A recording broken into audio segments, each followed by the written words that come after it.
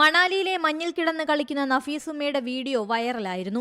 മഞ്ഞിൽ കിടന്ന് അയൽക്കാരോടും കൂട്ടുകാരോടും യാത്രാനുഭവം പറയുന്ന നഫീസുമ്മയെ മലയാളികൾ മറന്നുകാണില്ല. എന്നാൽ നഫീസുമ്മയുടെ യാത്രയ്ക്കെതിരെ മതപണ്ഡിതൻ വിമർശനവുമായി രംഗത്തു വന്നു. 25 വർഷം മുൻപ് ഭർത്താവ് മരിച്ചൊരു സ്ത്രീ ദിക്റും സ്വലാത്തും ചൊല്ലി ഏതെങ്കിലും മൂലയിൽ ഇരിക്കുകയാണ് വേണ്ടത്. ഏതോ നാട്ടിൽ പോയി മഞ്ഞിൽ കളിക്കുകയാണ്. ഇതാണ് ജീവിതമെന്ന് മറ്റുള്ളവരോട് പറയുന്നു.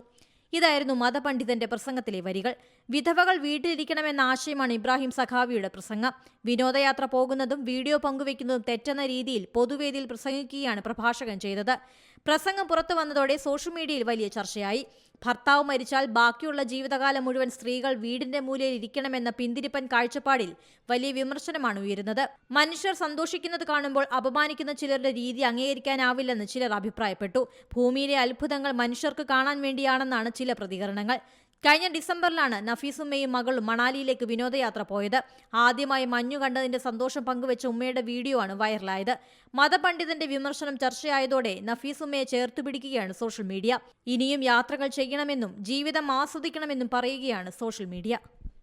ഏറ്റവും പുതിയ വാർത്തകളും വിശേഷങ്ങളും വിരൽ തുമ്പിലറിയാൻ സീ മലയാളം ന്യൂസ് എല്ലാ ഡിജിറ്റൽ പ്ലാറ്റ്ഫോമുകളിലും ലഭ്യം.